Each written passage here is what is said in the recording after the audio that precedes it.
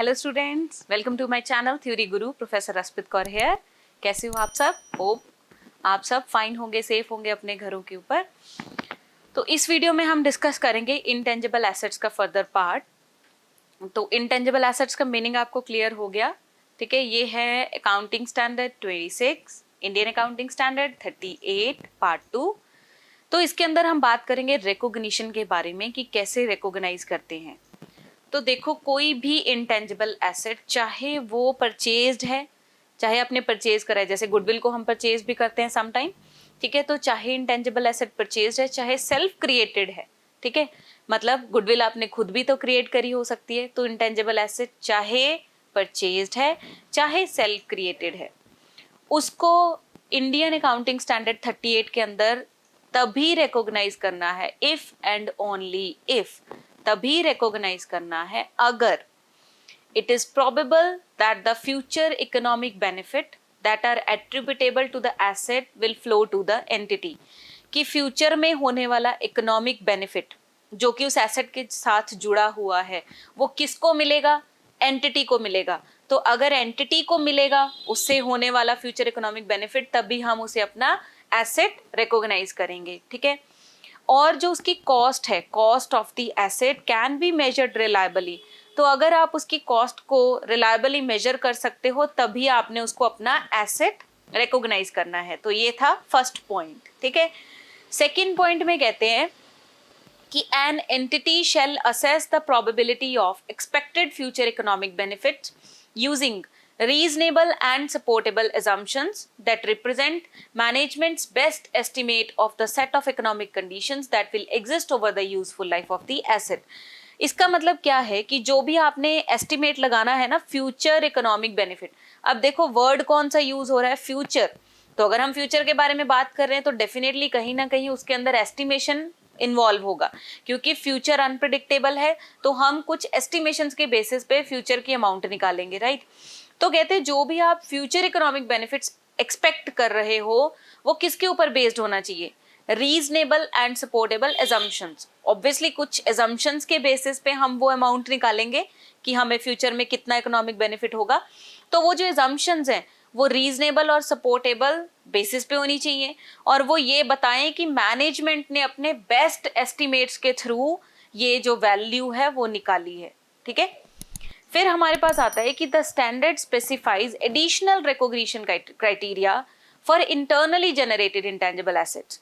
अब कुछ intangible assets खुद जनरेट करती है एंटिटी, जैसे कि लिखी हुई है, मेरी तरफ मत देखो, जैसे कि गुडविल, ब्रांड्स, कस्टमर रिलेशनशिप, ये खुद जनरेट करते हैं ना। तो इसके लिए इस स्टैंडर्ड के अंदर एक एडिशनल रिकॉग्निशन क्राइटेरिया बताया गया है, ठीक है। फिर कहते हैं कि if an intangible item does not meet both the definitions of the criteria for recognition as an intangible asset. तो अगर कोई इंटेंजिबल एसेट दोनों की दोनों डेफिनेशंस को, एक तो जो क्राइटेरिया अभी हमने पढ़ा, एक एडिशनल क्राइटेरिया हम आगे पढ़ेंगे, ठीक है। तो इन दोनों की डेफिनेशन को अगर मीट नहीं करता इंटेंजिबल एसेट, तो उसका क्या करना है? Then the expenditure on the item is to be recognized as an expense when it is incurred। तो जो कोई भी आइटम इंटेंजिबल एसेट की डेफिनेशन को मीट नहीं करती, तो उसके ऊपर किया जाने वाला खर्चा, एक्सपेंडिचर, उसको एज एन एक्सपेंस रिकॉग्नाइज करना है। कब रिकॉग्नाइज करना है? जब भी वो इनकर करा गया है, दैट मीन्स एक्रूअल बेसिस पे, ठीक है। तो इसका मतलब इन शॉर्ट कि अगर तो इंटेंजिबल एसेट इसमें दी गई डेफिनेशन को मीट कर रहा है तो उसको उसके अकॉर्डिंगली रिकॉग्नाइज करना है। अगर वो इंटेंजिबल एसेट की डेफिनेशन को मीट नहीं कर रहा तो उसके ऊपर किया जाने वाला खर्चा, एक्सपेंडिचर, उसको एज एन एक्सपेंस रिकॉग्नाइज करना है when it is incurred. Clear हो गया?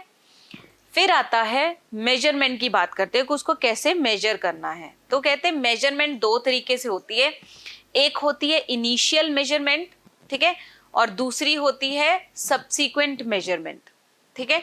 तो इसमें हम बात करेंगे इनिशियल मेजरमेंट की। इनिशियल मेजरमेंट के अंदर कोई भी इंटेंजिबल एसेट को कॉस्ट के ऊपर मेजर किया जाता है, इनिशियली मेजर्ड एट कॉस्ट, ठीक है। और वो कॉस्ट किसके ऊपर डिपेंड करती है? मोड ऑफ एक्विजिशन, कि उस एसेट को आपने एक्वायर कैसे किया है। समझ आ गया? इनिशियल मेजरमेंट में हर एक एसेट को कॉस्ट के ऊपर रिकॉग्नाइज किया जाता है, मेजर किया जाता है, ठीक है। और वो कॉस्ट किसके ऊपर डिपेंड करती है? मोड ऑफ एक्विजिशन के ऊपर, कि आपने उसको कैसे एक्वायर किया है। तो कोई भी एसेट है वो 5 तरीके से एक्वायर किया जा सकता है। सबसे पहला होता है सेपरेट एक्विजिशन, आपने सेपरेटली उसको परचेज किया है, ठीक है।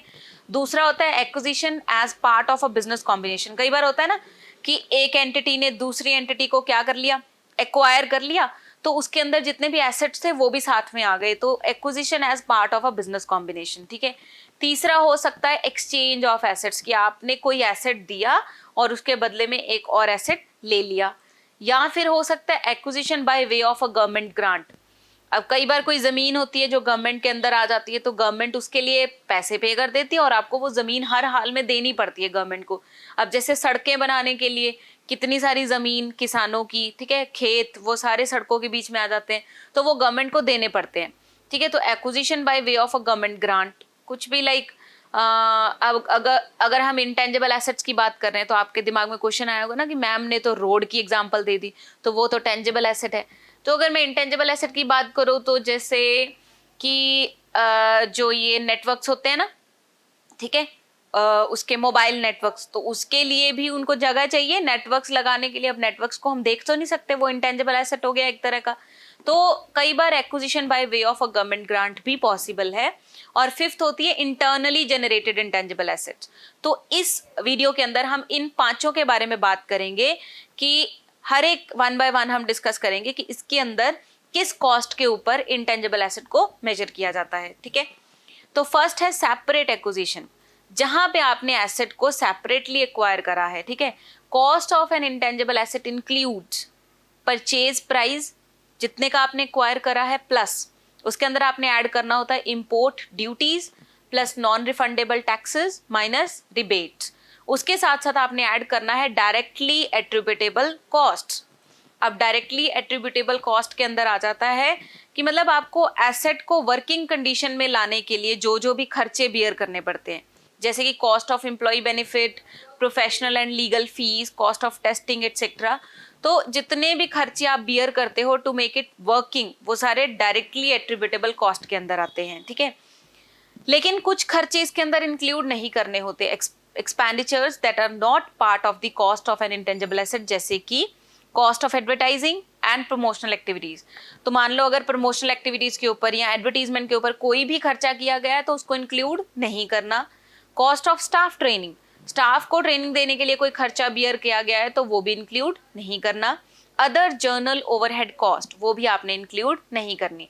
तो बेसिकली सेपरेट एक्विजिशन कैसे बनती है? परचेज प्राइस, उसके अंदर आपने क्या क्या ऐड करना है? Import duties plus non refundable taxes minus rebates plus directly attributable cost.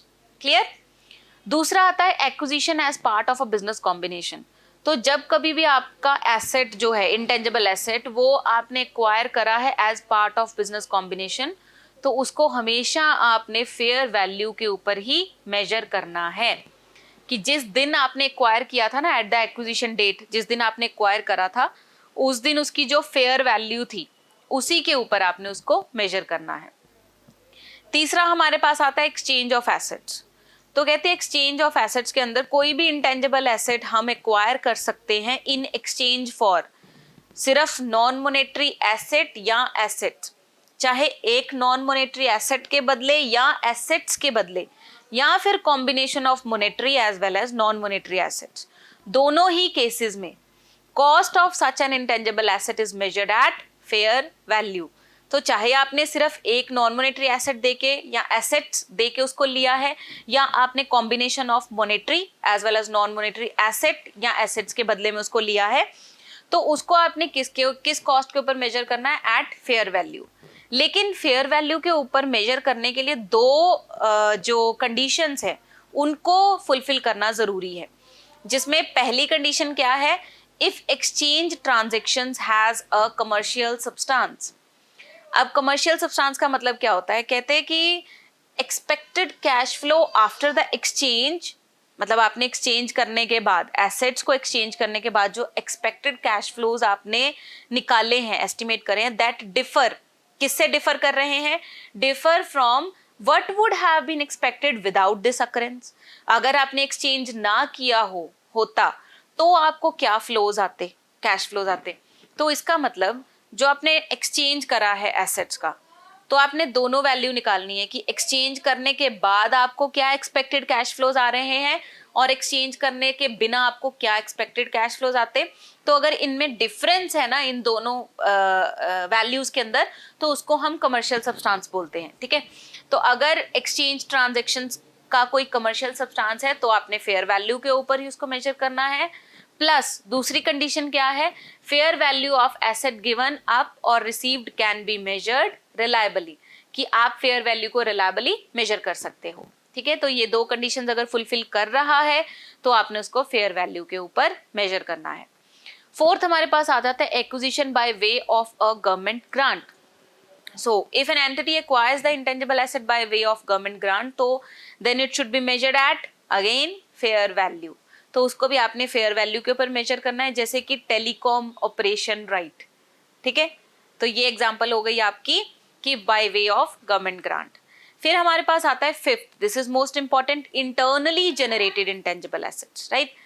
तो कहते ज्यादातर जो एंटिटीज हैं वो खर्चा किसके ऊपर करती है, most of expenditure is incurred on developing brands.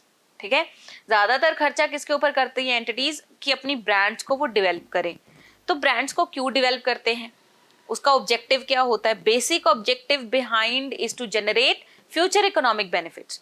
उसके पीछे बहुत बड़ा जो ऑब्जेक्टिव होता है वो ये होता है ब्रांड्स को डेवलप करने के पीछे, ताकि हमें फ्यूचर में इकोनॉमिक बेनिफिट आए। ठीक है, तो कहते कोई भी इनोवेशन प्रोसेस की बात अगर हम करें, चाहे वो ब्रांड्स हैं, चाहे किसी भी इंटेंजिबल एसेट की अगर हम इनोवेशन की प्रोसेस की बात करें, तो उसके अंदर दो फेजेस होते हैं। दो फेजेस कौन कौन से आपको पता है? अच्छा, अगर मैं नेक्स्ट करूंगी ना तो आपको ये बिल्कुल याद आ जाएगा कि अच्छा हाँ ये पॉसिबल है, रिसर्च एंड डेवलपमेंट। तो किसी भी इनोवेशन प्रोसेस को कैरी ऑन करने के लिए हमें ये दोनों चीजें करनी पड़ती हैं। कितनी इंपॉर्टेंस है आज की डेट में R&D की, है ना, रिसर्च एंड डेवलपमेंट की। तो सबसे पहले हम बात करेंगे रिसर्च की। तो रिसर्च के अंदर कहते कोई भी खर्चा जो रिसर्च करने के ऊपर हुआ है, expenditure on research shall be recognised as an expense when it is incurred. कोई भी खर्चा जो रिसर्च के ऊपर किया गया है उसको एज एन एक्सपेंस रिकॉग्नाइज करना है। और कब रिकॉग्नाइज करना है? जब वो इनकर करा गया है। दैट मीन्स एक्रूअल बेसिस पे, चाहे वो पे हुआ है चाहे नहीं हुआ है, हमें उससे कुछ लेना देना नहीं है। जब वो इनकर हो गया तब आपने अपनी बुक्स ऑफ अकाउंट्स में उसको डाल देना है। ऐसा क्यों है? बिकॉज रिसर्च के फेज में ना एंटिटी डेमोन्स्ट्रेट नहीं कर सकती कि जो इंटेंजिबल एसेट वो बना रही है, intangible asset exist that will generate probable future economic benefits. क्योंकि अभी सिर्फ रिसर्च चल रही है कि अगर ऐसा हो तो ये पॉसिबिलिटी है, वो पॉसिबिलिटी है, लेकिन वो डेमोन्स्ट्रेशन नहीं दे सकती। ठीक है, कि जो हम एसेट सोच रहे हैं वो हमें फ्यूचर में इकोनॉमिक बेनिफिट्स देगा ही देगा। तो इसीलिए कहते हैं इसके अंदर जो भी खर्चा सिर्फ रिसर्च के ऊपर कंडक्ट किया गया है, जितना खर्चा रिसर्च के ऊपर आया है उसको एज एन एक्सपेंस आपने रिकॉग्नाइज करना है, और वो भी तब व्हेन इट इज इनकर्ड। तो दूसरी तरफ अगर हम बात करें डेवलपमेंट की, अब डेवलपमेंट क्या है? Basically development is the application of research findings ना। तो जो रिसर्च में हमने निकाली हैं बातें, जो फाइंडिंग्स हमने ढूंढी हैं, या जो नॉलेज हमने इकट्ठी करी है, development is the application of that, है ना। तो और हम अप्लाई करके करते क्या हैं? हम प्रोड्यूस करते हैं न्यू और सब्सटेंशियली इम्प्रूव्ड एसेट। या तो हम बिल्कुल नया एसेट जो है वो प्रोड्यूस करेंगे, या सब्सटेंशियली इम्प्रूव्ड एसेट प्रोड्यूस करेंगे। तो कहते हैं डेवलपमेंट कॉस्ट को हम सिर्फ तभी कैपिटलाइज्ड कर सकते हैं अगर एंटिटी नीचे दिए गए सारे के सारे पॉइंट्स को डेमोन्स्ट्रेट करने में कामयाब होती है। तो I am not going to repeat, please है पीछे करके दोबारा सुन लेना मैंने क्या बोला है। ठीक है, तो फर्स्ट पॉइंट क्या है? First point is technical and commercial feasibility of the asset for sale और यूज। तो सबसे पहले एंटिटी को ये डेमोन्स्ट्रेट करना पड़ता है कि जो भी इंटेंजिबल एसेट वो बना रही है वो टेक्निकली और कमर्शियली फिजिबल है। अब इसका क्या मतलब होता है? Question mark. टेक्निकली सही है, कमर्शियली लोग उसको एक्सेप्ट करेंगे। कमर्शियली मतलब कि वो मार्केट में लाने के लायक है और लोग उसको एक्सेप्ट करेंगे, उसका कोई साइड इफेक्ट नहीं होगा और वो टेक्निकली भी सही है लोगों के लिए। तो इस चीज का प्रूफ देना पड़ेगा, डेमोन्स्ट्रेट करना पड़ेगा, ठीक है। सेकंड क्या कहते हैं, intention to complete the intangible asset, और उसकी पूरी की पूरी इंटेंशन है कि वो अपने इंटेंजिबल एसेट को कंप्लीट करेगी, उसे यूज करेगी और उसको सेल करने की कोशिश करेगी। तो ये बात भी उसको क्या करनी पड़ेगी, डेमोन्स्ट्रेट करनी पड़ेगी, प्रूफ करनी पड़ेगी। तीसरी, उसको ये प्रूव करना पड़ेगा कि उस इंटेंजिबल एसेट के अंदर एबिलिटी है कि उसको यूज भी किया जा सकता है, उसको सेल भी किया जा सकता है, ठीक है। फोर्थ वन इज, वो ये भी प्रूव करे how the asset will generate future economic benefits. उसको ये डेमोन्स्ट्रेशन देना पड़ेगा कि ये जो एसेट है वो फ्यूचर इकोनॉमिक बेनिफिट्स कैसे जनरेट करेगा। फिर the entity must also have adequate technical, financial and other resources to complete the development. अपनी इस डेवलपमेंट को कंप्लीट करने के लिए उस एंटिटी के पास adequate technical, financial as well as other resources होनी चाहिए, ठीक है। सिक्स्थ क्या कहते हैं, be able to measure reliably the expenditure attributable to the intangible asset during its development. ये सबसे इंपॉर्टेंट पॉइंट है कि वो कॉस्ट, जितनी कॉस्ट मतलब सही से वो एट्रीब्यूट कर सकती है डेवलपमेंट फेज को, मतलब वो पक्के तौर से कह सकती है कि इतना खर्चा डेवलपमेंट फेज के साथ ही रिलेट करता है। Be able to measure reliably the expenditure attributable to the intangible asset during its development, कि इतना खर्चा इसकी डेवलपमेंट के अंदर आया ही आया है, ठीक है। सो अंडर दिस मोड, तो इस मोड के अंदर हमने कॉस्ट लेनी है इंटेंजिबल एसेट की, includes expenditure incurred in development phase. तो बेसिकली रिसर्च के अंदर क्या लेना है, सिर्फ expense, as an expense treat करना है उस खर्चे को जो रिसर्च के ऊपर हुआ है, वो भी तब रिकॉग्नाइज करना है जब वो इनकर किया गया है, that is on accrual basis. लेकिन इसके अंदर पहली बात, डेवलपमेंट के अंदर ये 6 के 6 पॉइंट्स एंटिटी को डेमोन्स्ट्रेट करने पड़ेंगे, ठीक है। अगर ये 6 के 6 पॉइंट डेमोन्स्ट्रेट करने में वो कामयाब हो जाती है, तब वो अपनी कॉस्ट के अंदर डेवलपमेंट एक्सपेंडिचर को इंक्लूड करेगी। कैसे इंक्लूड करेगी, 2 तरह से इंक्लूड कर सकती है। एक होती है डायरेक्ट कॉस्ट, डेवलपमेंट फेज के साथ ही रिलेटेड है। डेवलपमेंट के अंदर एक होती है डायरेक्ट कॉस्ट, जिसके अंदर आ जाता है cost of material and services, cost of employee benefits, fees to register a legal right and amortization of patents and licenses। तो ये डायरेक्ट कॉस्ट है which is related to intangible asset, ये भी इंक्लूड करती है। प्लस करती है indirect cost related to development phase, जिसके अंदर आता है overhead to the extent necessary to generate the asset, मतलब उस एसेट को जनरेट करने के लिए कितनी ओवरहेड कॉस्ट बियर करनी नेसेसरी थी and can be allocated. Plus एक और चीज कि उतनी ओवरहेड कॉस्ट जो है वो एलोकेट की जा सकती है on reasonable and consistent basis to the development phase, ठीक है।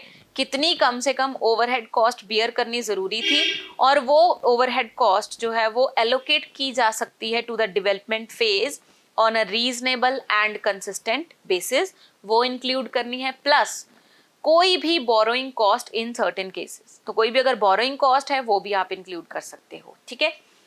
लेकिन कौन सी कॉस्ट इंक्लूड नहीं करनी, cost not to be included और रिकॉग्नाइज। सबसे पहली बात, कोई भी सेलिंग, कोई भी एडमिनिस्ट्रेशन या other journal overhead expenditure, unless, जब तक कि वो डायरेक्टली एट्रीब्यूट नहीं किया जा सकता टू द एसेट।